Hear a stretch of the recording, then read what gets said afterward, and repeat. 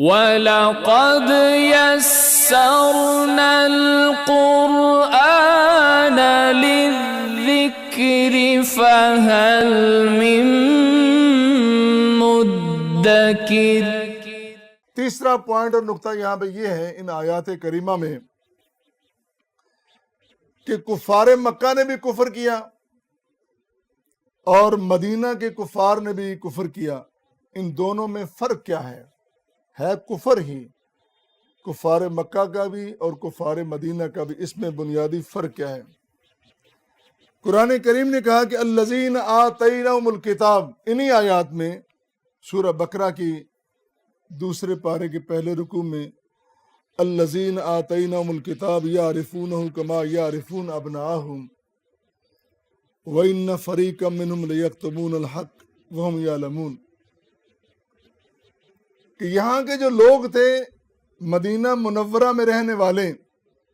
اس کے گرد و نواح میں رہنے والے، اور زیادہ تر وہ یہودی لوگ تھے، عیسائی بھی تھے، ان لوگوں کا یہ حال تھا کہ وہ اللہ کے پیغمبر کو اور پیغمبر پر نازل ہونے والی کتاب مجید دونوں کو پہچانتے تھے۔ انہوں نے اپنی کتابوں میں پڑھ رکھا تھا، اپنے صحیفوں میں پڑھ رکھا تھا، وہ جانتے تھے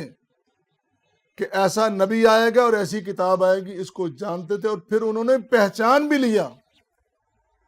اور اس طرح پہچانا کما یعرفون ابناءہم، جس طرح اپنے بیٹوں کو پہچانتے تھے کہ یہ میرا بڑا بیٹا ہے، یہ چھوٹا بیٹا ہے، یہ درمیانہ، یہ منجلا، یہ فلاں فلاں فلاں۔ جس طرح کوئی باپ اپنے بیٹے کو پہچاننے میں غلطی نہیں کر سکتا، اسی طرح وہ نبی کریم صلی اللہ علیہ وسلم کی ذات اقدس کو پہچانتے تھے، لیکن پھر بھی لیکتمون الحق، پھر بھی وہ حق کو چھپانے والے بنے، اور اس کو جاننے کے باوجود ان کا رویہ ایسا تھا کہ وہ حق کو پہچان کر بھی اس کو نہیں جان رہے اور اس کا ساتھ نہیں دے رہے۔ اور دوسرے مقام پہ فرمایا وَلَمَّا جَاءَهُمْ كِتَابٌ مِّنْ عِنْدِ اللَّهِ مُصَدِّقٌ لِمَا مَعَهُمْ وَكَانُوا مِنْ قَبْلُ يَسْتَفْتِحُونَ عَلَى الَّذِينَ كَفَرُوا فَلَمَّا جَاءَهُمْ مَا عَرَفُوا كَفَرُوا بِهِ فَلَعْنَةُ اللَّهِ عَلَى الْكَافِرِينَ، کہ ان کے پاس اللہ کی طرف سے کتاب آ گئی، اور وہ کتاب ان کے پاس موجود کتابوں کی تصدیق کرنے والی۔ قرآن کریم نے بتلایا کہ تورات بھی سچی تھی، انجیل بھی سچی تھی، زبور بھی سچی تھی، نبیوں پہ نازل ہونے والے صحیفے سارے سچے تھے، ان کی باقاعدہ تصدیق کی اس کتاب نے۔ اور پھر کیا ہوا؟ ان کا یہ حال تھا کہ پہلے وہ انتظار کیا کرتے تھے کتاب مجید آئے گی، آخری پیغمبر پر نازل ہونے والی کتاب آئے گی، اس کے ذریعے ہم اپنے دشمنوں پر غلبہ حاصل کریں گے۔ کانوا من قبل یستفتحون علی الذین کفروا، وہ فتح طلب کیا کرتے تھے، کہتے تھے کہ ہمیں کامیابی ملے گی، لیکن جب کتاب آ گئی فلما جاءہم ما عرفوا، آ گئی کتاب، انہوں نے پہچان بھی لیا، کفروا بہ، پھر انہوں نے انکار کر دیا، کفر کر دیا۔ پھر اللہ تعالیٰ فرما رہے ہیں فلعنۃ اللہ علی الکافرین، ایسے کافروں پر بھی اللہ کی لعنت کہ جو جاننے کے باوجود مسلسل اللہ کی نافرمانی کر رہے ہیں۔ ایک تو ان کا یہ رویہ تھا، میں اہل مدینہ میں انکار کرنے والوں کی بات کر رہا ہوں، اور پھر دوسری بات یہ تھی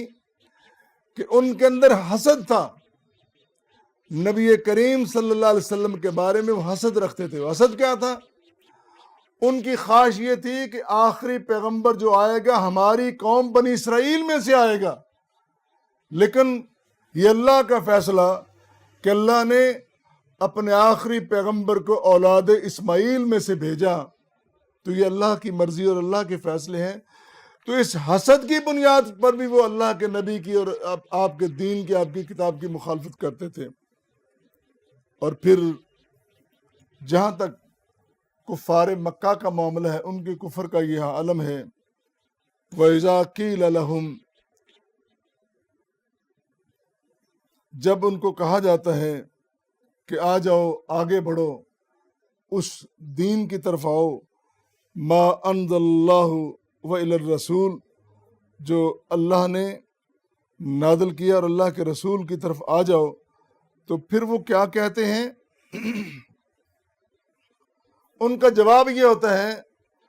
قالوا حسبنا ما وجدنا علیہ آباءنا۔ مکے کے کافروں کو جب کہا جاتا تھا کہ تم اللہ کے رسول کی طرف، اللہ کے پیغام، اللہ کے قرآن کی طرف بڑھو، تو آگے بڑھنے کی بجائے کہتے تھے حسبنا ما وجدنا علیہ آباءنا، ہمارے باپ دادا جس دین پہ چل رہے ہیں ہمیں وہی کافی ہے، ہم اسی کی طرف رہیں گے۔ قرآن کہہ رہا ہے کہ وَلَوْ كَانَ آبَاؤُهُمْ لَا يَعْلَمُونَ شَيْئًا وَلَا يَهْتَدُونَ، اگرچہ ان کے باپ دادا کو کچھ پتہ نہیں تھا، نہ ان کے پاس عقل تھی، نہ ان کے پاس ہدایت تھی، نہ ان کے پاس دین حق تھا، پھر بھی ان کے ساتھ چلے جا رہے ہو۔ اور جس طرح دوسرے مقام پہ فرمایا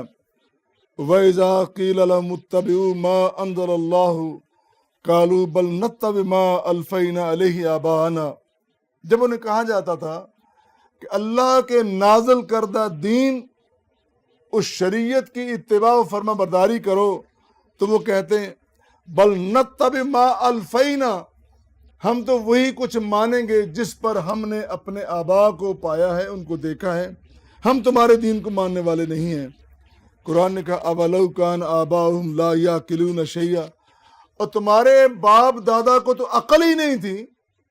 ان کے پاس تو شعور ہی نہیں تھا، ان بے عقل بے شعور اپنے آباء و اجداد کی باتوں کو، رسموں کو، رواجوں کو مانتے ہو، دین کی بات نہیں مانتے ہو، یہ کیسی بات تم کر رہے ہو؟ ان کا یہ تھا،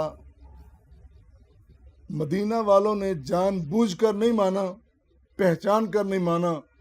اور یہاں کے لوگوں نے جہالت کی بنیاد پر، رسم و رواج کی بنا پر نہیں مانا۔